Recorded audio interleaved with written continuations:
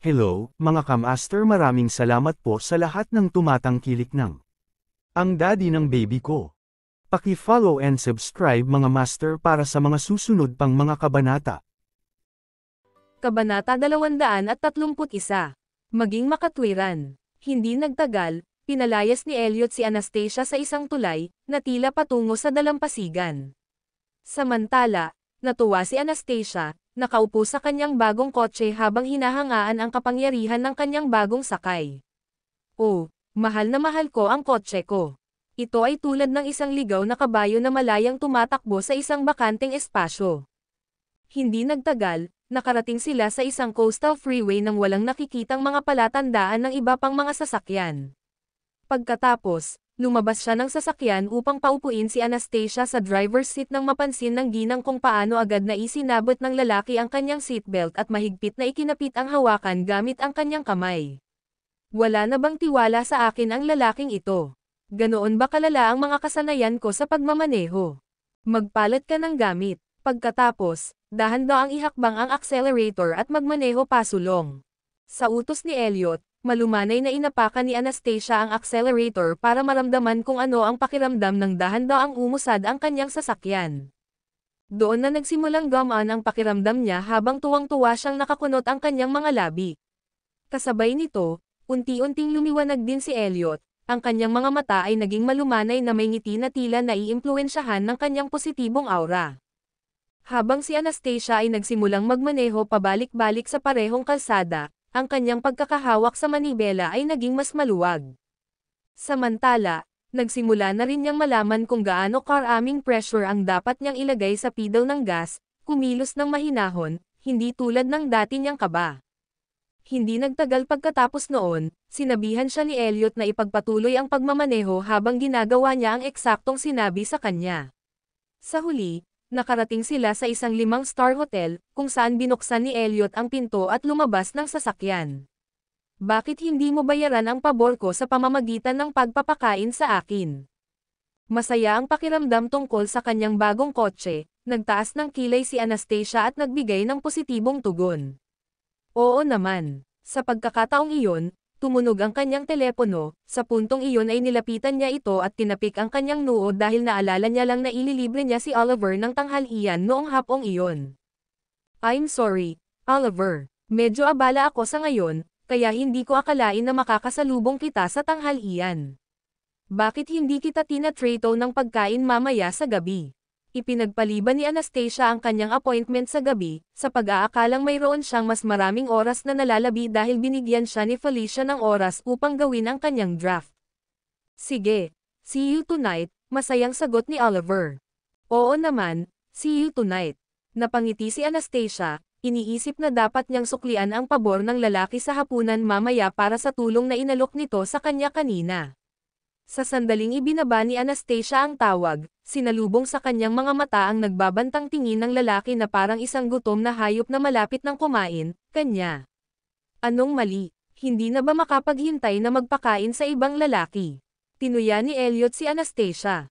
Walang imak na sumagot si Anastasia, you did me a favor, that is why I'm going to treat you to a meal now, but when someone else made me a favor, don't you think I should do the same to show my appreciation? Maging makatwiran, maaari ba? Bilang isang taong medyo sensitibo sa mga salita, mas nakaramdam ng selos si Elliot matapos marinig ang tugon ni Anastasia, iniisip kong nagrereklamo ito tungkol sa kanya. Anong uri ng tao ang napakabait upang ayusin ang kanyang computer sa kalagitnaan ng gabi? Sa pag-iisip noon, pumasok si Elliot sa restaurant na madilim ang tingin. Nang mag-order si Anastasia ng kanilang mga ulam, tila nagtatampo siya at hinayaan siyang gumawa ng lahat ng desisyon, na sum-aire sa kanyang kalooban nang mapansin niya ang kanyang ekspresyon. Sa makatuwid, itinukod niya ang kanyang baba gamit ang kanyang mga kamay at tinitigan ang kagwapuhan ng lalaki gamit ang kanyang malalaking mata. Napakagwapo ng lalaking ito na halos I'd describe ko siyang perpekto kung hindi lang siya masyadong mayabang. Kung tutusin, inilalayo sa kanya ng matamlay niyang tingin ang lahat ng babae. Anong ikinagalit mo, pare? May utang ba sayo? Pang-aasar ni Anastasia sa lalaki. Pinandilatan ni Elliot ang ginang ng may nakakatakot na tingin. Hindi ka dapat mahulog sa ibang lalaki maliban sa akin, Anastasia. Hindi na kailangang sabihin, malinaw na masasabi ni Anastasia na ang mga salita ng lalaki ay isang utos sa halip na isang babala, ngunit gayunpaman, siya ay napapagod na marinig ang mga ito ng paulit-ulit, kaya't pumikit siya at tiningnan siya sa mata. President Presgrave, maganda ang mood ko ngayon, pero bakit kailangan mong sirain ito? Palibhasa'y nababagabag sa kanyang nakakulong na emosyon, naramdaman ni Elliot na parang gusto niyang tumalon sa dagat para pakalmayan ang sarili, ngunit nang si Anastasia ay tila walang pakialam doon, hindi niya maiwasang masiraan ng loob dahil doon. Matagal na akong nasa tabi niya, kaya hindi niya ba nararamdaman ang presensya ko?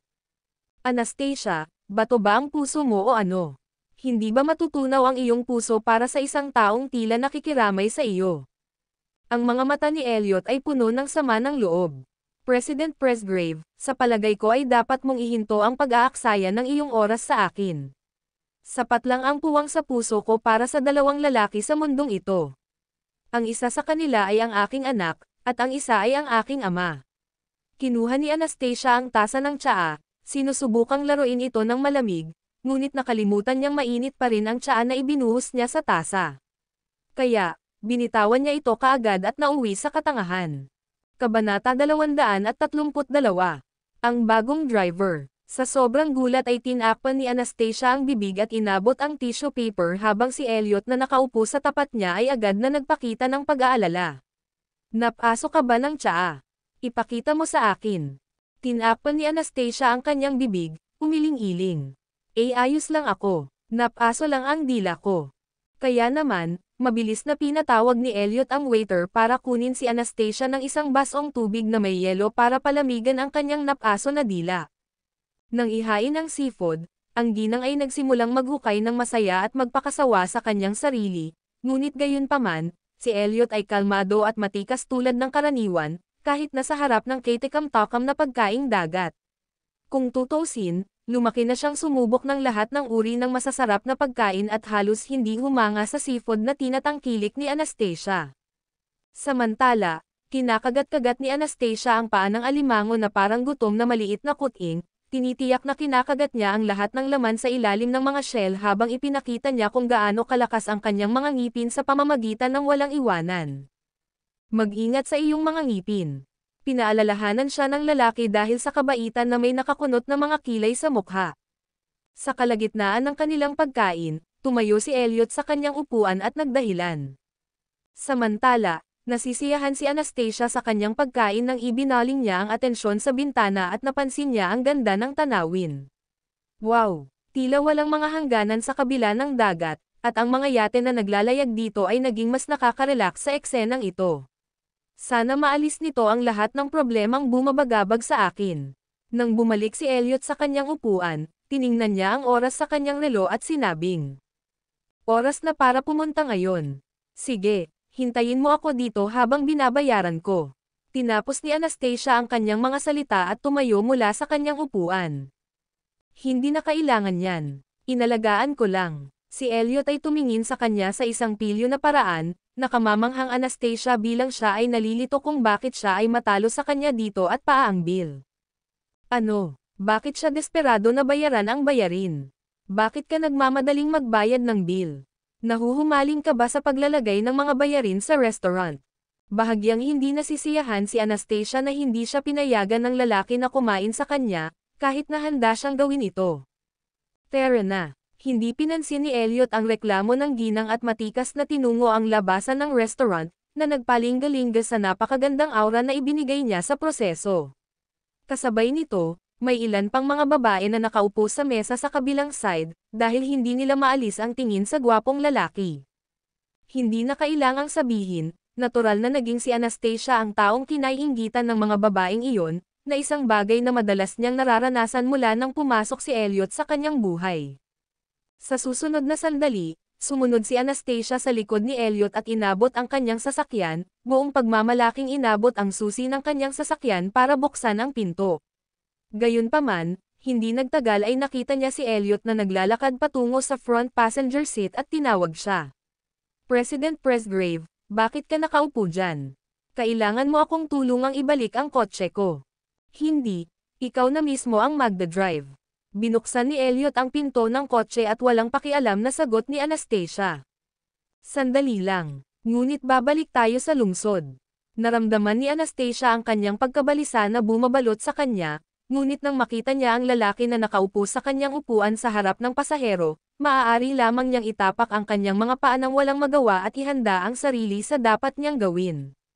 Then, she saw the man fastening his seatbelts with his hand on the handlebar above his head na parang may matinding phobia sa mga babaeng driver. Kaya naman, mapaglarong tinakat ni Anastasia si Elliot at sinabing, "Maupo ka, Presidente Presgrave." Ang bago mong babaeng driver ay malapit nang tumama sa kalsada. Huwag na kayong manggulo at tumutok sa daan. Itinagilid ni Elliot ang kanyang ulo, tinuruan si Anastasia at hinihimok siyang seryosohin ang pagmamaneho. Pagkatapos nito, si Anastasia ay kinakabahang tumama sa kalsada, nagmamaneho sa isang highway na umaabot mula sa baybayin hanggang sa lungsod. Noong una, comfortable siyang nagmamaneho sa mahinang trapiko na halos walang sasakyan sa kalsada, ngunit habang pabigat ng pabigat ang trapiko, nagsimula siyang hindi mapalagay at na-stress na ang kanyang mga palad at noo ay nagsimulang pawisan.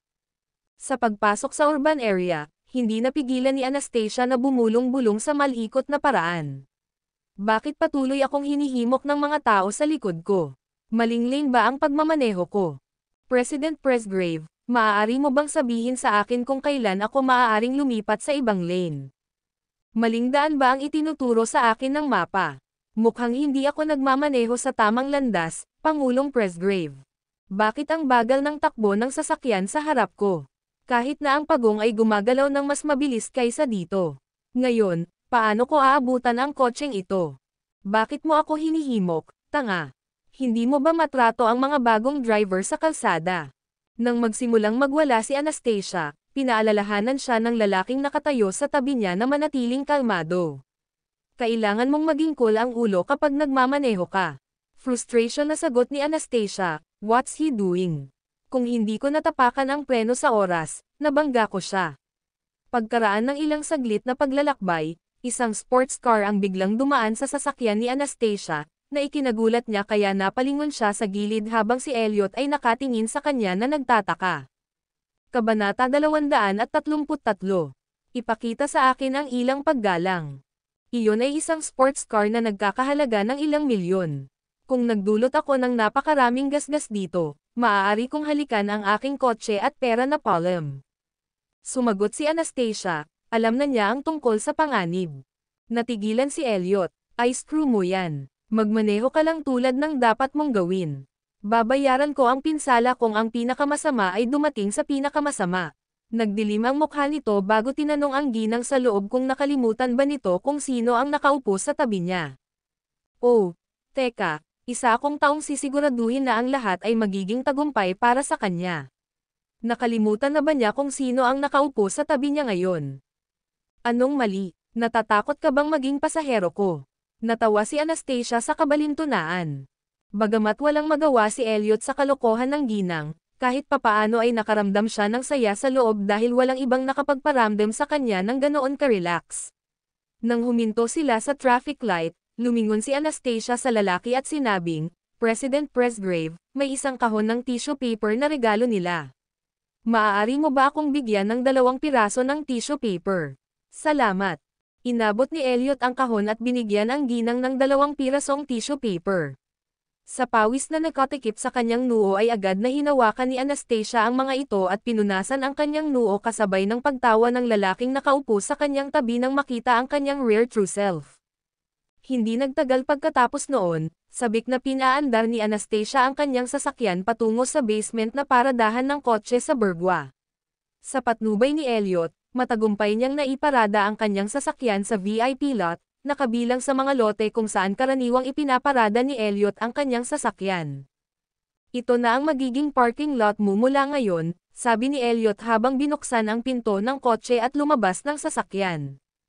Nang lumabas si Anastasia sa kanyang sasakyan, nagsimula siyang makaramdam ng pananakit sa kanyang likod at balikat, medyo namamanhid ang kanyang mga binti. Kaya naman, inindayog niya ang kanyang mga balikat ng pabilog upang i-relax ang mga kalamnan sa kanyang mga braso, sinipa upang iunat ang kanyang mga binti ng sabay. Samantala, si Elliot, na nakakita noon, ay hindi napigil ang tumingin sa kabilang direksyon na may kasamang tumawa, sa pag-aakalang hindi niya ito dapat ipahiya sa pamamagitan ng pagpapalam sa kanya na siya ay tumatawa sa kanya. Pagdating ng elevator sa ika-6 na palapag, lumabas si Anastasia doon at tumingin muli sa lalaking nasa likod niya, na nagkataon na nakasalubong ang tingin nito. Sa sandaling iyon, naramdaman niya ang mabilis na pagtibok ng kanyang puso nang magpasya siyang umalis kaagad. Pagkatapos, pumasok siya sa opisina ni Felicia at sinabi sa kanya na nakolekta niya ang kanyang bagong kotse kanina. Gayun din, inanyayahan niya si Felicia, kasama ang kanilang mga katulong, para sa tanghalian kinabukasan ng tanghali upang ipagdiwang ang kanyang bagong sasakyan. Ilang sandali pa, bumalik si Anastasia sa kanyang opisina ilang sandali bago pumasok si Alice sa pag-alit na paraan. Nasaan ang draft, Anastasia? Nakipag-usap ako kay Felicia tungkol dyan, at pinapayagan akong isumite ito bukas. Procrastination lang yan. Inaabuso mo ang iyong kapangyarihan dahil sa tingin mo ay binibigyan ka ng pribilehiyong gawin iyon. Pagkatapos ay itinukod ni Alice ang sarili gamit ang kanyang mga braso sa mesa, kinukot siya si Anastasia. Huwag mong isipin na mananalo ka sa lahat pagkatapos mong akitin si Pangulong Presgrave at nakawin ang kanyang puso. Well, it takes a lot para manalo lahat, alam mo ba yon? Ngunit kung pag-uusapan iyan, sa palagay ko ay hindi hihigit sa iyo ang kakayahan ko sa anumang paraan. Humalukip-kap si Anastasia, pinabulaanan ang mga salita ni Alice. Ang isang tunay na babae ay hindi umaasa sa isang lalaki upang makamit ang tagumpay. Isa kang kahihiyan sa lahat ng babae. Pinahiya ni Alice si Anastasia. Ingatan mo ang iyong bibig, ginang. Mas mabuting magpakita ka sa akin ng paggalang. Tumayo si Anastasia at pinandilatan si Alice. Kung gusto mo ng respeto ng ibang tao, kailangan mong siguraduhin na kumilos ka. Alam ng lahat sa aming kumpanya na may kasintahan si President Presgrave, ngunit hindi ka titigil sa pakikipag-usap sa kanya araw-araw. Alam mo bang mukha kang maruming babae para sa akin, Anastasia? Itinoon ni Alice ang kanyang tingin kay Anastasia sa isang sarkastikong paraan, ngunit ang kanyang mga mata ay puno ng inggit at selos. Sa kabilang banda, alam ni Anastasia kung paano tinitingnan ang kanyang relasyon kay Elliot bilang isang katatawanan sa kanyang kumpanya, ngunit siya lamang ang nakakaalam na wala siyang ginawa para akitin si Elliot. Kaya naman, wala siyang pagpipilian kundi tiisin ang hindi pagkakaunawaan at panghahamak na mayroon ang lahat sa kanya. Umalis ka sa harapan ko. May trabaho pa ako. Agad na pinutol ni Anastasia ang pagtatalo habang kasiya siyang lumayo si Alice. Pagkatapos ng lahat, dumaan lamang siya sa opisina ni Anastasia upang mabalisa ang huli, sinusubukang paglaruan ang kanyang emosyon. Hindi nagtagal, tinawagan ni Anastasia si Oliver 15 minuto bago siya umalis sa trabaho at napag-usapan ang hapunan na gagawin nilang magkasama mamayang gabi. Anastasia, nag-apply ako ng bakasyon mamaya sa hapon, at handa akong lumipat anumang oras. Talaga, I'll pick you up then since I just got my new car today. Tinapos ni Anastasia ang kanyang mga salita at kinutya ang sarili. Bueno, iyon ay, kung hindi ka natatakot na hayaan ang isang bagong babaeng driver na sumakay sa iyo. No worries, medyo matapang ako. Pupunta ako sa opisina mo ngayon din. Oo naman, maghihintay ako kung ganoon. Ngumiti si Anastasia at ibinaba ang tawag. Pagdating ni Oliver, bumaba si Anastasia sa basement car park kasama niya. Pagkatapos, sumakay si Oliver ng shotgun nang inilipat ni Anastasia ang kanyang telepono sa hands-free mode at nagpatugtog ng musika. Matapos ang unang pagkakataong magmaneho siya sa kalsada kasama si Elliot sa tabi niya, nabawasan ang kaba niya ngayong nagmamaneho na naman siya, hindi banggitin ang katotohanang lampas na sa peak hour. Kaya naman, naging maayos ang kanyang paglalakbay sa pagmamaneho hanggang sa makarating siya sa kindergarten ng kanyang anak. Kabanata 234. Ang lakas ng loob ni Anastasia. Sigurado ka bang ayos lang ang asawa mo sa pagpapakain mo sa akin, Anastasia? Nahihiyang tanong ni Oliver. Noon na pagtanto ni Anastasia na hindi niya sinabi kay Oliver ang tungkol sa kanyang sarili. Kaya, ngumiti siya at sumagot, wala akong asawa. Isa akong single mother. Bagamat matagal nang may pakiramdam si Oliver na si Anastasia ay isang single mother, nagulat pa rin siya nang marinig niyang umamin iyon ng mag-isa ang ginang. Hindi ba asawa mo ang lalaking nakita ko sa bahay mo kagabi? Nako, hindi, syempre hindi, siya, kaibigan ko lang. Tumanggi si Anastasia na ibunyag ang pagkakakilanlan ni Elliot, ngunit sigurado si Oliver sa kanyang nakita. Kung tutuusin, naaalala pa rin niya ang nagbabantang tingin ni Elliot noong nakaraang gabi, na para bang isa siyang halimaw na gustong lumunin siya ng buhay. Kaya naman, sigurado siyang si Elliot ang hinahangaan ni Anastasia. Dahil malapit tayo sa isa't isa, mangyaring huwag kalimutang sabihin sa akin kung ano ang kailangan mo, Anastasia. Napakamot ng ulo si Oliver, nabighani sa magandang hitsura ni Anastasia habang itinuturing niya itong kagandahan, bagamat isa na itong ina. Sa katunayan, noong unang pagmasdan ni Oliver si Anastasia, labis siyang naakit sa kanyang kakisigan at kagwapuhan. Pagkatapos ng lahat, ang isang kaakit-akit na babae tulad ni Anastasia ay pinakakaakit-akit sa mga lalaking halos hindi nakikihalubilo. Sige, nga pala, anong oras ka papasok sa trabaho? Gusto mo bang ihatid kita sa trabaho? Dahil iyon ay makakatulong din sa iyo na makatipid ng pera sa paglalakbay, tanong ni Anastasia. Lumiwanag ang mga mata ni Oliver nang masayang ngumiti siya at sumagot, oo naman, pero babayaran ko ang iyong gasolina o ayon sa mileage na nilakbay. Tinuwanan ito ni Anastasia at sinabing, no need for that. Nagmamaneho pa rin ako papunta sa trabaho, kaya hindi ako nahihirapang sunduin ka sa daan. Hindi pwede. Inilalagay mo ako sa isang mahirap na posisyon upang tanggapin ang iyong alok. Iginiit ni Oliver na babayaran niya ang gasolina ng kanyang sasakyan. Sige, bayaran mo ako isang beses bawat buwan kapag pinagas ko ang kotse ko. Well, ako na ang magbabayad ng gasolina mo, giit ni Oliver. Ngumiti si Anastasia at sinabing, oo naman, kapag dumaan tayo sa isang gasolinahan. Sa pag-aakalang maliit lang ang pagkakataong huminto sila sa istasyon ng gasolina, handa si Anastasia na ihatid si Oliver sa trabaho dahil gusto niyang magkaroon ng ilang kumpanya para hindi siya mabagot. Sa sandaling iyon, tumunog ang telepono ni Anastasia, na konektado sa audio ng kanyang sasakyan, kung saan ang pangalan ng tumatawag ay nagpalubog sa kanyang puso nang makita niya ito.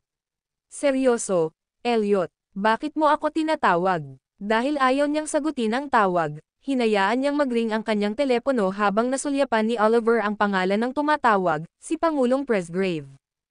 Siya ba ang boss mo? Oo, siya nga. Bilisan mo at sagutin mo ang tawag. Nakaramdam ng pag-aalala si Oliver para kay Anastasia. Kaya, ipinakita ni Anastasia kay Oliver ang isang tahimik na kilos at sinagot ang tawag. Kumusta, Pangulong Presgrave? Anong problema? Nasaan ang kotse mo? Umalangaw-ngaw ang magnetic voice ng lalaki sa loob ng sasakyan. Kasama ko. I'm on my way to pick my son now, kaya kung walang importante. Mag-ingat ka, Anastasia. Sigaw ni Oliver dahil malapit nang bumangga ang sasakyan ni Anastasia sa isa pang sasakyan. Sa makatuwid, nag-apply si Anastasia ng emergency brake, na pagtanto na hindi niya dapat hayaan ang kanyang sarili na magambala kapag nagmamaneho. Sino ang lalaki sa kotse mo? Tanong ng tumatawag kay Anastasia, umalingaw-ngaw ang boses sa loob ng sasakyan. Nagda-drive ako ngayon, President Presgrave, kaya hindi talaga magandang oras para makipag-usap ako ngayon. Bye. Tuluyan nang nawalan ng pasensya si Anastasia at sinabi sa lalaki na ibababa na niya ang tawag. Samantala, naguguluhan si Oliver sa mga nangyayari, dahil hindi niya maiwasang magtaka tungkol sa relasyon ni Anastasia at ng kanyang amo. Bakit galit na galit ang amo niya pagkatapos niyang marinig ang boses ko? Anastasia, if you ever dare to, bago matapos ni Elliot ang kanyang pangungusap, nagpatuloy si Anastasia at ibinaba ang tawag, para lamang makatanggap ng isa pang tawag mula sa lalaki. Nang si Oliver ay kinakabahan na nagtataka kung bakit muling tumatawag ang kanyang amo, narinig niya ang tugon ni Anastasia na para siyang ikagulat. Huwag kang mag-abala na kunin ito. Hayaan mo lang itong tumunog. Walang imak na natigilan si Oliver nang marinig ang mga salita ni Anastasia ngunit humanga siya sa kanyang lakas ng loob na hayaang hindi masagot ang tawag ng kanyang amo. Lalong lumaki ang kanyang paggalang sa kanya nang inilipat niya ang kanyang telepono sa silent mode. Samantala, nakita si Elliot na may madilim na tingin sa basement car park. Na-late lang ako ng ilang minuto, At wala na ang babaeng iyon kasama ang ibang lalaki sa kanyang sasakyan. Sino ba ang lalaking iyon? Bakit niya tinatawag siyang Anastasia imbes na Miss Tillman na parang kanya lang? Ang masama pa ay nagkaroon siya ng lakas ng loob na ibaba ang tawag ko. Naistorbo ko ba ang pakikipagrelasyon niya sa ibang lalaki?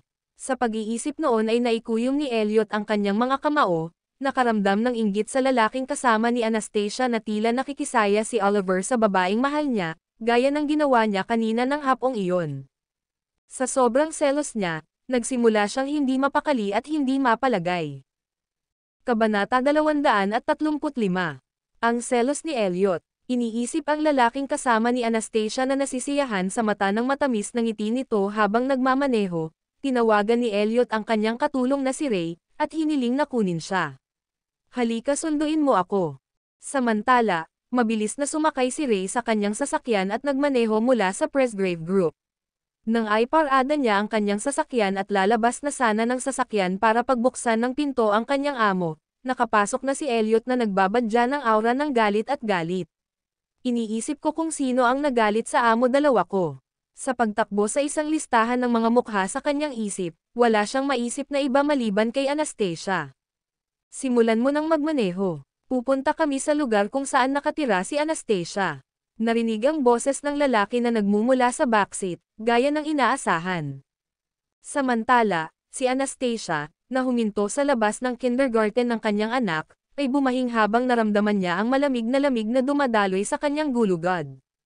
Dahil doon, hindi niya maiwasang magtaka kung may nagsasalita ng masama sa kanya sa likod niya. Habang hinihintay ni Oliver ang pagbabalik ni Anastasia kasama ang kanyang anak, nasa sabik ang bata nang makita ang bagong kotse ng kanyang ina. Hindi nagtagal, pumasok sila sa kotse, ngunit upang samahan ang bata, nagpa siya si Oliver na umupo sa backseat kasama niya. Tara na, hapunan na. Sa pag-aalala tungkol sa kaligtasan ng kanyang anak, naisip ni Anastasia na dapat siyang bumili ng harness seat para sa kanya sa lalong madaling panahon. Kasabay nito, ang bata ay nagawang makipag-away kay Oliver, na nagkaroon ng pagkagusto sa kanya dahil mukhang maganda ang pakikitungo nito sa kanyang ina. Hindi nagtagal, pumunta si Anastasia sa isang restaurant malapit sa lugar na tinitirhan nila ni Oliver at ng kanyang anak. Nang maupo sa hapagkainan, hindi nagtagal ay nabighani si Oliver nang pagmasdan niya ang bata at magandang ina. Kung tutuusin, itinuring niyang walang sino man ang makakalaban sa makain ng alindog at pagmamahal na ibinibigay ni Anastasia nang tumingin ito sa kanyang anak. Sa sandaling iyon, unti-unting nawalan ng lakas ng loob si Oliver na tingnan ang ngiti ni Anastasia dahil natatakot siyang makita nito ang nararamdaman nito para sa kanya. Nang ibigay ni Anastasia ang bill sa cashier, inabot niya ang kanyang telepono at laking gulat niyang makita ang 28 missed calls sa kanyang telepono. Sa sandaling tiningnan niya sila, nakita niya ang parehong pangalan para sa bawat isa sa kanila, Elliot. Anong meron sa lalaking ito? Wala na ba siya sa isip niya o ano? Bakit siya tumawag ng maraming beses? Sandali lang. Maaari bang magkaroon ng anumang apurahan? Pero kung talagang may urgent, protektahan siya ng mga bodyguard niya, kaya hindi ko makita kung paano nabantaan ang kanyang kaligtasan. Matapos bayaran ang bill, bumalik si Anastasia sa kanyang upuan ilang sandali bago siya lumabas ng restaurant. Pagkatapos, hinatid sila ni Anastasia pabalik sa basement car park sa kanilang residential area. Pagdating, sinalubong sila ng isang marangyang itim na kotse na tila naghihintay doon na walang nakakaalam kung gaano katagal. Sa kabilang banda, nakilala ng lalaking nasa kotse ang pamilyar na BMW na kay Anastasia bago pa man niya makita ang numero ng pagpaparehistro ng lisensya. Harangin mo siya. Samantala, ay drive na sana ni Anastasia ang kanyang sasakyan papunta sa car park nang biglang may lumitaw na isa pang itim na kotse sa kanyang harapan at pinilit siyang magpreno. Pagkatapos ay tinitigan niya ang kotse nang may pagtataka, iniisip kung alam ba ng driver ang anumang asal. Anong ginagawa ng lalaking ito dito? Alam ba niyang nasa entrance ng car park ang kanyang sasakyan? Gayunpaman, sa sandaling iyon, ang matangkad na silhouette ay lumabas sa kotse na parang ang nakakatakot na demonyo mismo mula sa impyerno. Nang makita ni Anastasia ang lalaki ay natarante siya at nagulat. Elliot, anong ginagawa niya sa residential area ko? Mister, mukhang hindi masaya si Presgrave. Ang batang nakaupo sa backseat ay maaaring malaman mula sa ekspresyon ng lalaki. Sa sandaling iyon, naalala ni Anastasia ang 28 missed calls na nakita niya kanina, sa pag-aakalang si Elliot ay malamang nabaliw dahil doon habang mabilis ang tibok ng kanyang puso. Higit pa rito, ang mainit na ugali ng lalaki ay nagdulot lamang ng higit na takot sa kanya. Kaya naman, lumunok siya sa takot bago niya ipinakita ang kanyang kaibig-ibig na tagiliran at lumapit kay Elliot, inilabas ang kanyang ulo upang salubungin ang lalaki. Napakaliit ng mundo, President Presgrave. Pagkatapos, dahan-daang lumapit si Elliot sa nakakatakot na paraan ng lumiwanag at lumilinaw ang tahimik niyang facial features, na nagmukha siyang walang emosyon na estatwa. Sa kabilang banda, si Anastasia, na nakakaramdam ng nakakatakot na aura ng lalaki, ay naniniwala na ang isang tulad niya ay lilam sa bawat iba pang lalaki sa parehong domain. Kaya naman, hindi niya maiwasang ma-overwhelm sa kanyang panic dahil hindi niya alam kung ano ang gagawin sa kanya ng lalaki. Magagalit ba siya at sigawan ako? O didiretso niya akong tatanggalin? Kabanata 236. Isang assertion of dominance. Hindi nagtagal, lumabas na wala sa inaasahan ni Anastasia ang nangyari nang itinukod ng lalaki ang kanyang katawan gamit ang kanyang mga braso sa frame ng kanyang sasakyan at bahagyang yumuko. Sa sumunod na segundo, nagsalita siya gamit ang magnetic voice, "I've been waiting for you at your doorstep. Bilisan mo at pumasok ka sa loob." Bago pa makapag-react si Anastasia, pumunta si Elliot sa backseat at binati si Jared ng maamong ngiti. "Hello, Jared. Mr. Presgrave, hindi ka galit, di ba?" Tanong ng bata. "Siyempre, hindi ako." Napangiti si Elliot habang pinipigilan ang kanyang galit tungkol sa 28 missed calls na hindi nasagot ni Anastasia kanina. Gayunpaman, nang ilipat niya ang kanyang tingin kay Oliver, ang kanyang mga mata ay parang isang matalim na talam, na nagbabala sa kanya na huwag lumapit sa ginang. Hindi na kailangang sabihin, naunawaan ni Oliver ang babala ng lalaki, alam na sinusubukan ni Elliot na igiit ang kanyang pangingibabaw kay Anastasia. Nang makaalis ang sasakyan sa harap ni Anastasia, ibinaling ni Anastasia ang kanyang atensyon kay Elliot at sinabing, "Ipaparado ko muna ang kotse ko sa basement." Pagkatapos, nauna siyang iparada ang kanyang sasakyan sa seryosong paraan pagkatapos makahanap ng magandang paradahan. Samantala, nasulyapan ni Oliver ang side view ng mukha ni Jared, na nabigla sa kanyang nakita nang sinusubukan niyang paalalahanan ang bata na dalhin ang kanyang mga gamit sa labas ng kotse. "Kamukhang kamukha ng batang ito ang lalaking kakakilala lang namin. Siya ba ang ama ng batang ito?" So, ibig sabihin ba ay nagkaanak si Anastasia para sa kanyang amo? Kahit na si Oliver ay hindi isang taong natatakot sa gulo, siya ay isang tao na may pakiramdam ng kahihiyan sa loob niya.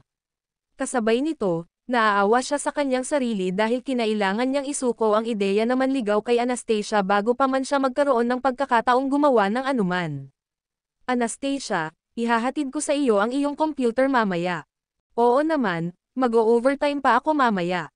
Ipinahayag ni Anastasia ang kanyang pasasalamat, kung saan pumasok siya sa elevator kasama ang kanyang anak at nagtungo sa 15 palapag.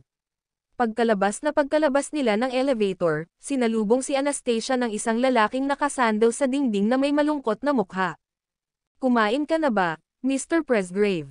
Nag-aalalang tanong ni Jared sa lalaki.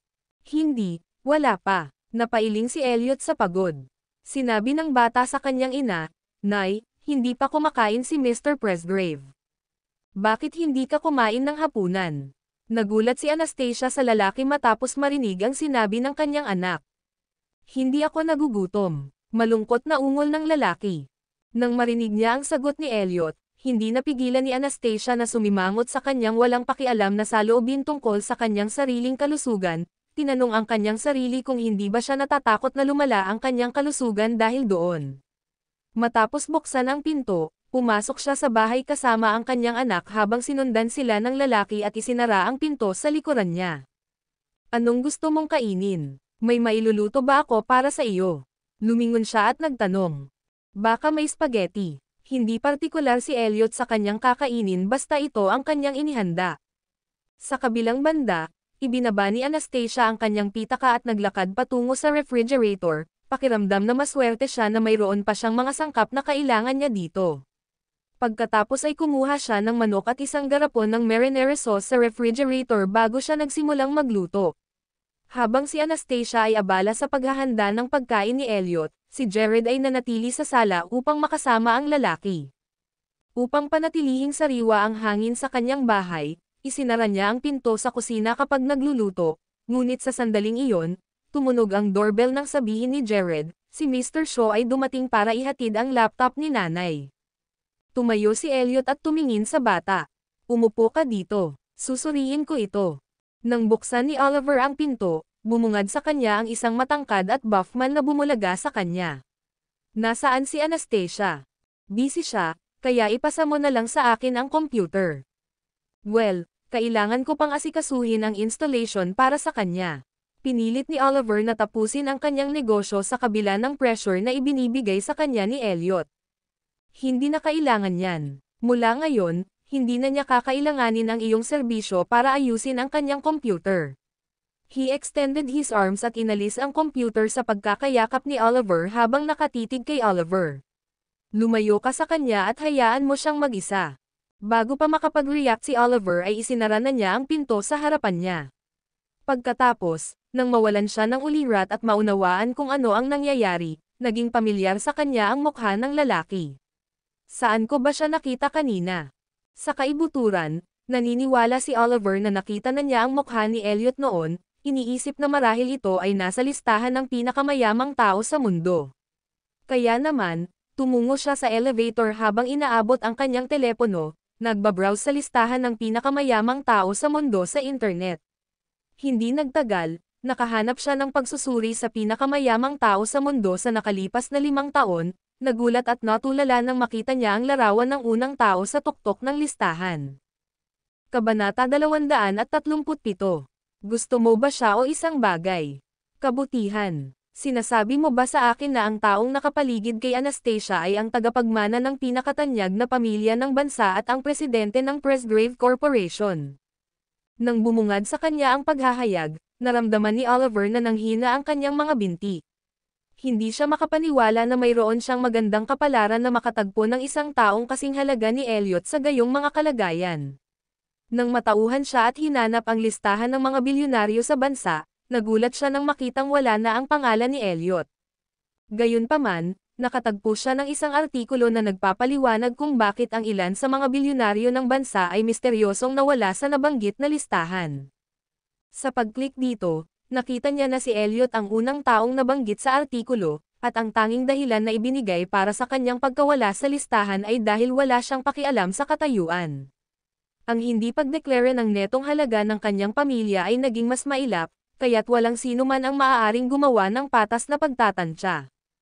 Anuman ang nakita o narinig ng publiko tungkol sa kanyang kayamanan ay ang dulo ng malaking bato ng yelo, kung ano ang nasa ilalim ng ibabaw ay maaaring maging mas kamangha-mangha kaysa sa maaaring isipin ng sinuman. Nang mabasa ang talatang ito, biglang natuwa si Oliver na hindi siya naging ignorante para masaktan ang lalaki kanina. Kung hindi, siya ay nasa mundo ng kaguluhan. Samantala, nilagyan ni Anastasia ang spaghetti pagkatapos niyang maluto at dinala ito sa hapagkainan, kung saan masayang sinabi sa kanya ni Jared, "Mommy, bumalik na ang laptop mo." Natigilan siya. Dumaan ba si Oliver? Nagmamadali siyang pumasok sa master bedroom, at nakita niya ang isang taong nakayuko sa tabi ng desk at nag-iipon ng kung ano-ano. Hindi si Oliver, kundi si Elliot sa halip. Nagkibit-balikat na siya sa suot niyang suit jacket at ipinulupot ang manggas, at sa ngayon, inaayos niya ang laptop niya. Alam mo naman ang ginagawa mo, di ba? Casual na tanong ni Anastasia habang nakatingin sa balikat nito. Hindi siya gaanong nag-aalinlangan sa kanya dahil nag-aalala siya tungkol sa pagpapagawa nito sa mga nakakapagod na gawain. Sa bagay, lumaki na siya na may pilak na kutsara sa bibig, at malamang nasanay na siyang umorder sa mga nasa paligid niya. Mayroon kang maliit na pananampalataya sa akin, itinuro niya ang sarkastikong sinabi habang ginagawa niya ang trabaho nang hindi siya tinitingnan. Hindi niya pinalampas ang puot ng tono nito. Mind telling me what's the deal with the 28 calls you gave me tonight? Akala ko talaga may nangyari na sayo. Biglang nagdilim ang tingin ni Elliot, at galit na galit siyang bumaling sa kanya habang nagtatanong, Anastasia, hindi ka ba nakakaramdam ng kahit kay titing na kasalanan sa pagtrato sa akin ng ganito? Nang marinig niya ito, napanganga siya sa kanya nang hindi makapagsalita. Ang mga hindi nakakaalam ay narinig ang kanyang galit na akusasyon at ipinapalagay na kinuha nito ang kanyang pera pagkatapos paglaruan ang kanyang puso. Nako, siya ay inosente, at ang tanging krimen na maaari niyang gawin ay ang pag-miss sa kanyang mga tawag. Awkward na tumingin sa kanya si Anastasia. Oo naman, hindi ko sinagot ang tawag mo, ngunit hindi mo kailangang kumilos ng ganito. Sa ilang sandali, naisip niyang kahawig ito ng isang hindi nasisiyahang may bahay. Napabuntong hininga siya sa ideyang iyon, at natawa siya ng husto kaya kinailangan niyang kumapit sa frame ng pinto para pakalmayan ang sarili. Galit na tumingin sa kanya si Elliot. Kung nakakamatay lang ang tingin, patay na siya ngayon. Hindi ako makapaniwala na nakakatuwa ka. Alam niya na ang pagtawanan sa kanya ng ganito ay medyo walang galang, ngunit lubos na nakakaaliw na makita siyang nakayuko sa tabi ng isang laptop habang sinusubukang i-assemble ang mga bahagi nito. Sa wakas, nilunok niya ang natitirang hajijek niya. Sige, titigil na ako, pero kailangan mong ipangako sa akin na hindi mo ako i-spam sa mga tawag dahil lang hindi ko sinasagot sa unang pagkakataon. I'd be scared out of my mind, aniya, na nagpapakita na talagang nag-aalala siya sa walang humpay na mga tawag nito sa telepono. Then, she put on a concerned front as she added, gumawa ako ng spaghetti. Bakit wala ka bago i-set up ang laptop? Si Elliot ay tinatanggap na nagugutom, at siya ay halos tapos na sa pag-set up ng computer. Bumangon siya at pinaningkitin siya ng mata. Yung lalaki kanina, ano ang sinabi mong pangalan niya? Tanong niya sa mahinang boses. Oliver, sagot niya, kumurap-kurap. Saan siya nagtatrabaho? Sa katabi kong building. Anong ginagawa niya? Siya ay isang programmer. Medyo natarante siya sa linya ng pagtatanong nito. Talaga bang tinatanong niya ako ngayon? Sa kasalukuyan, isang hakbang lang ang layo ni Elliot kay Anastasia. Medyo nagdilim ang kanyang tingin nang kumagat siya. Tama. Tatandaan ko siya. Sa wakas ay naunawaan na niya kung bakit siya nagtanong tungkol kay Oliver. Umalis ang kamay niya at hinawakan ang braso niya habang pilit niyang pinipindot. Teka, anong ibig mong sabihin? Hindi mo siya pipilitin, di ba? Kung patuloy niyang ginugulo ang aking babae, gagawa ako ng higit pa sa pagpili sa kanya. Dapat niyang bantayan ang kanyang likod kung gusto niyang manatiling buhay. May nakamamatay na kislap sa kanyang madilim na mga mata habang sinasabi niya ito, at naisip ni Heather na nakita niya ang isang mapanlinlang na tingin na kumikislap sa kanyang gwapong katangian. Nang lalabas na sana siya ng pinto, naramdaman ni Anastasia ang biglaang pangangailangang linawin ang mga bagay sa kanya. Dali-dali siyang pumunta sa pinto at isinara iyon para hindi marinig ng anak ang usapan na ito. Elliot, huwag mong isipin na saktan siya. Mukhang nag-aalala ka sa kanya, ano? May gusto ka ba sa kanya o ano? Malamig na tanong ni Elliot na walang kahit katiting na init sa kanyang obsidian, mabagyo na mga mata. Kabanata 238A. Jerk with a pedigree. Naiwang tulala si Anastasia kasunod ng pagsabog ni Elliot. Saan nanggagaling ang lahat ng selos na ito? I'm not his girlfriend, and nothing is going on between us, so why is he getting jealous of Oliver out of the blue? May punto pa ba ito? Inilabas ng mga ilaw ang mapanghamong gilid sa kanyang maselang katangian habang tinataasan niya ang isang kilay sa lalaking nasa harapan niya at itinuro ng may panunuya. Elliot, sa palagay ko ay hindi ka pa nakakasundo sa katotohanan na maaari akong magkagusto o mahulog sa isang taong wala. Kailangang kunin ang iyong pahintulot. Anong karapatan mong ipasok ang personal kong buhay? Gayunpaman, hindi niya alam na bawat isa sa kanyang mga kilos at ekspresyon ay mas lalo lamang iginuhit ni Elliot. Kahit na ang paraan ng kanyang pag-uugali tulad ng isang agitated kuting ay stroking at pagpukaw kanyang wildest pagnanasa. Isang mapanlinlang ng ngiti ang gumuhit sa kanyang mga labi habang siya ay gumuhit ng nakakatakot. Totoo. Maaari mong piliin na mahalin ang sinumang gusto mo, ngunit maaari kong ipangako sa iyo na ang taong iyon ay haantong sa pinakamalungkot na mga sitwasyon. Sa huli, sisiguraduhin kong lahat ng lalaking nag-iisip na may pagkakataon sila sa iyo ay magiging sobrang miserable na gusto nilang mamatay na sila. Hindi pa nakilala ni Anastasia ang sinumang hindi kapani-paniwalang hindi makatwiran. Nang sisigat pa sana siya, Isinara ni Elliot ang distansya sa pagitan nila at inalalayan siya sa pader. Pagkatapos ay sinabi niya, hayaan mo akong sabihin sa iyo ang isang bagay, Anastasia, maraming sinasabi ng body language ng isang lalaki kung ano ang nararamdaman niya para sa isang babae. Sa sumunod na segundo, nalaman niya kung gaano siya mapanganib at dominanti. Hindi lang ang mapanlinlang na titig sa kanyang mga mata ang nagdulot ng panginginig sa kanyang gulugod, kundi pati na rin ang paraan ng paggalaw nito ng napakaliit at kinulong siya na parang walang magawang biktima. Damang-dama pa niya ang init na nagmumula sa kanya sa tela ng kanilang mga damit. Parang sumabog ang isip niya sa sandaling iyon, at sunod-sunod na umagos ang dugo sa mukha niya. Itinapon ni Elliot ang kanyang maginoo at sibilisadong harapan, na inihayag ang gutom at mabangis na hayop sa loob niya.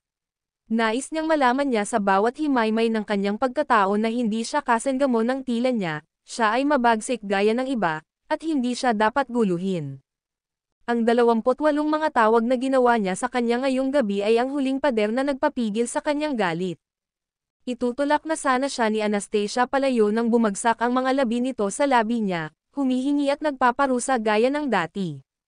Nanunuyot ang kanyang balat ng may kung anong mainit at nakakakuryenteng damaloy sa kanya, ngunit nang malapit na siyang mawala sa halik, humiwalay sa kanya ang lalaki at lumabas ng pinto, naiwan siyang nagulat at napasandaw sa dingding. Umalis si Anastasia sa kwarto pagkatapos makabawi, nakita na lamang niya si Elliot na nakaupo sa hapagkainan at ninanamnam ang spaghetti na ginawa niya, at inihain pa niya ang isang maliit na bahagi nito kay Jared. Ang dalawa sa kanila ay mukhang isang jolly pair habang sila ay nakaupo sa tapat ng isa't isa at gutom na sumusubo ng pansit. Nahirapan si Anastasia na paniwalaan na ang lalaking ito, na mukhang isang mainit at magiliw na uri ng asawang bahay, ay idiniin siya sa dingding na parang isang mabangis na brute sandali ang nakalipas. He's just a jerk with a pedigree, that's what, she thought grimly. Nagsisimula na siyang magalit sa sarili dahil pinahintulutan niya si Elliot na ipadama sa kanya ang lahat ng mga bagay na iyon pabalik sa silid. Marahil siya ay talagang isang pushover. Inilabas ni Elliot si Jared para mamasyal sa gabi pagkatapos ng hapunan. Bagamat gabi na, alam ni Anastasia na magiging ligtas ang kanyang anak sa piling niya. Kasalukuyan siyang nakaupo sa sopa at hinayaan ang kanyang isip na gumala. Ngunit ngumunguya siya sa ibabang labi ng mapagtanto niyang kanina pa niya iniisip ang halik na iyon. Ang halik ay naging mahirap at hindi mapagpatawad. Si Elliot ay kasuklam-suklam sa lahat ng paraan, ngunit sa ilang kadahilanan na hindi lubos maisip ni Anastasia, siya ay natangay sa matamis at napakalakas na agos ng kanyang halik. Naalala niya ang pakiramdam na parang may guwang na bahagi sa kanya na sa wakas ay napupuno, at nabigo siya nang bigla itong humiwalay sa huli. Ano sa mundo ang nangyayari? Hindi naman ako nahuhulog sa kanya, diba? Gusto niyang sampilan ang sarili sa mukha. Hindi ako mahuhulog sa kanya. Siya ang lalaki ni Hailey.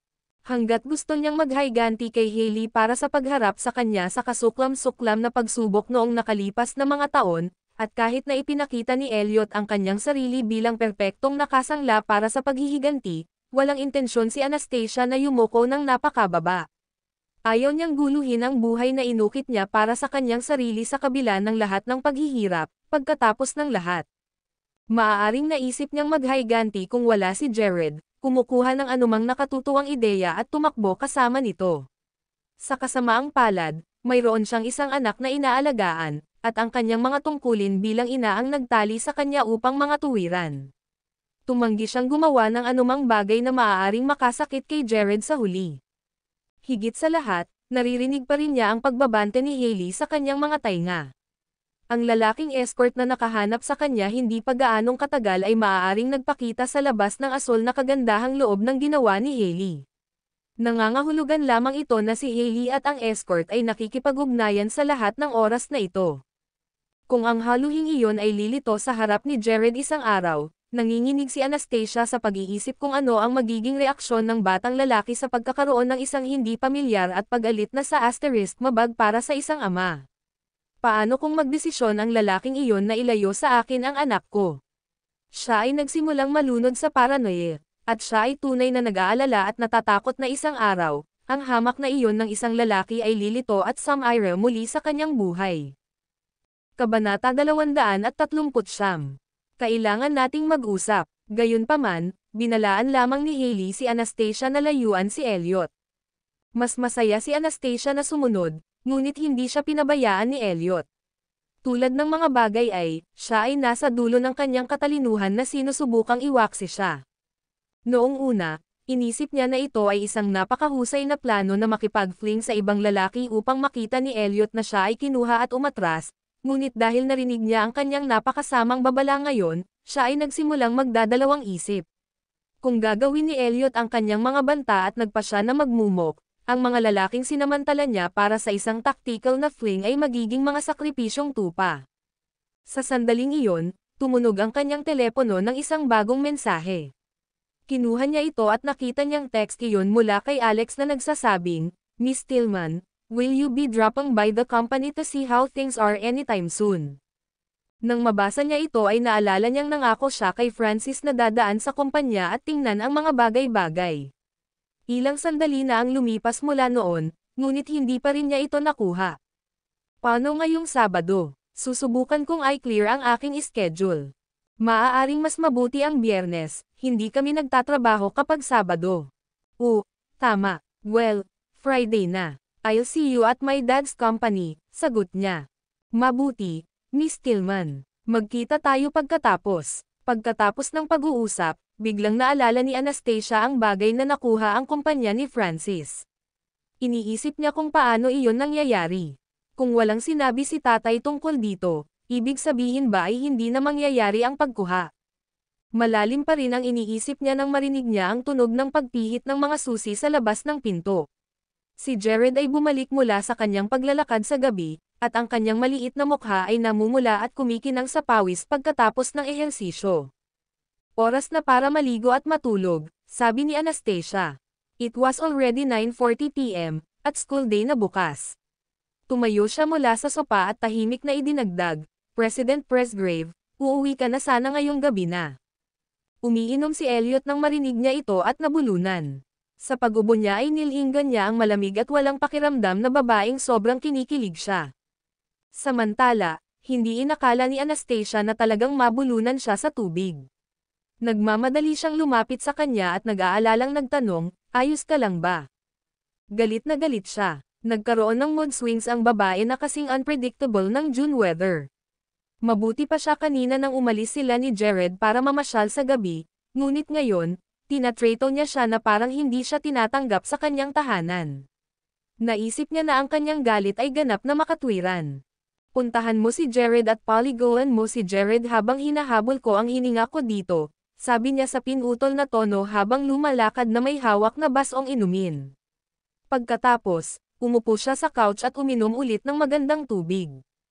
Binigyan siya ni Anastasia ng hindi makapaniwalang tingin, ngunit hindi niya ito pinansin nang lumingon siya para paliguan si Jared.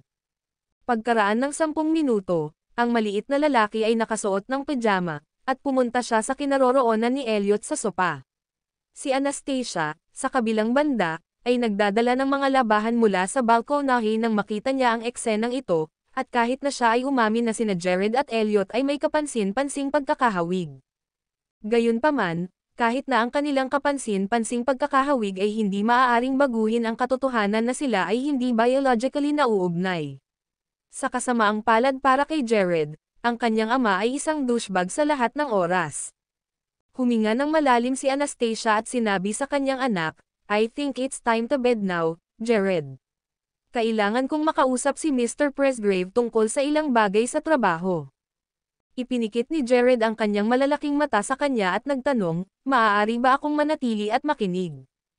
"Hindi. Ang pag-uusap na ito ay mahigpit na pang-adulto lamang, kaya kailangan mong pumunta sa iyong silid," giit niya. Pagkatapos, medyo nagbabanta ang tono niya habang idinagdag, "Hindi mo gugustuhin kaladkarin kita palabas ng kama bukas kung late ka na nagising, hindi ba?" Noon lamang kumawala si Jared sa mga bisig ni Elliot at nagmamadaling pumasok sa kanyang kwarto. Pinuntahan niya ito para ipasok at binuksan ang aircon.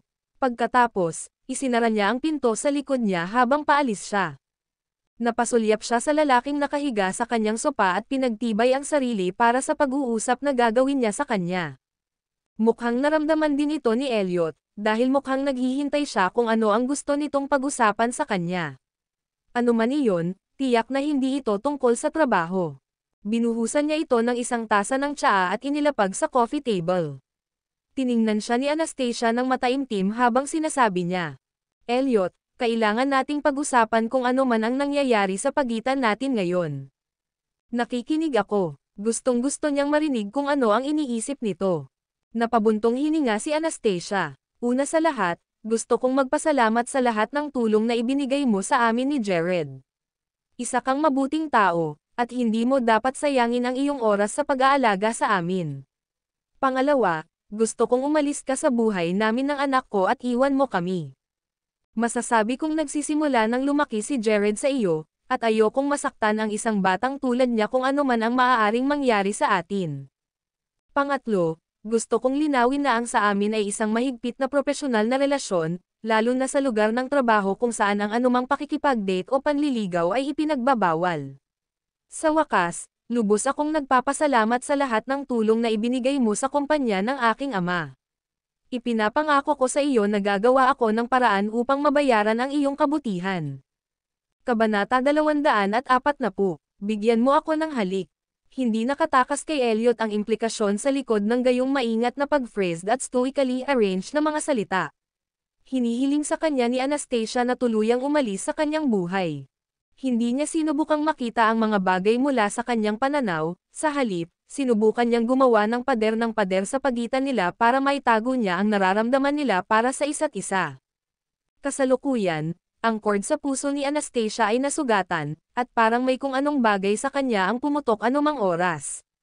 Tinitigan niya ito ng maigi, binabaybay ng tingin ang mga gwapo nitong katangian sa pag-asang makahanap ng kahit isang kisap mata ng emosyon. Nako, champ ang lalaki pagdating sa pagpo-poker face, dahil hindi niya makita ang kahit katiting na pagbabago sa ekspresyon nito. Papayag ako sa anumang iminungkahing mo, ngunit may isang bagay na gusto kong gawin mo rin para sa akin, sa wakas ay sinabi ni Elliot habang itinukod niya ang kanyang mga siko sa likod ng sopa at nakasandal sa upuan ng walang kabuluhan. Itinaas niya ang kanyang baba sa halos mapagmataas na anggulo, na nagpapakita ng kanyang walang kamali-mali na jawline. Ang matikas na kurba ng kanyang leeg ay umaabot hanggang sa kung saan ang kanyang pin-8 na collarbone ay bahagyang natatakpan ng kanyang shirt lapel, at sa ilang kadahilanan, siya ay tumingin lalo na kaakit-akit at mapanganib na mapang-akit. Hindi napigilan ni Anastasia na sumulyap pa sa kanya. Hindi niya ako hihilingin na gumawa ng anumang kabaliwan, hindi ba? Nagpasya siyang pakinggan siya. Ano ito? Forewarning lang, baka hindi ko magawa ang gusto mo, she said. Oh, tiyak na magagawa mo, kumpiyansa niyang sabi. Tinitigan niya siya ng may pag-aalinlangan. Pakinggan natin. Nakataas ang isang kilay niya habang kumikinang ang amusement at kapilyuhan sa madilim niyang mga mata. Bigyan mo ako ng halik. Nakaramdam siya ng gulat, at parang may instinct siya nang sumigaw siya, hindi naman. Mukhang hindi niya ito pipilitin, dahil bumangon siya at walang pakialam na gumuhit, fine. Nangangahulugan lang iyon na hindi ko kailangang sumang-ayon sa anumang hiniling mo sa akin. Hayaan na lang natin itong will they won't they trope na magpatuloy hanggat kaya pa.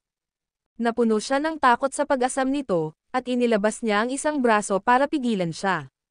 Hoy, hindi ka makakaalis hanggat hindi natin naaayos ang mga bagay sa pagitan natin. Nilinaw ko na ang aking bahagi, ngunit tumanggi kang sumama dito, malungkot na itinuro ni Elliot. Ganon ba kahirap para sa kanya na halikan ako?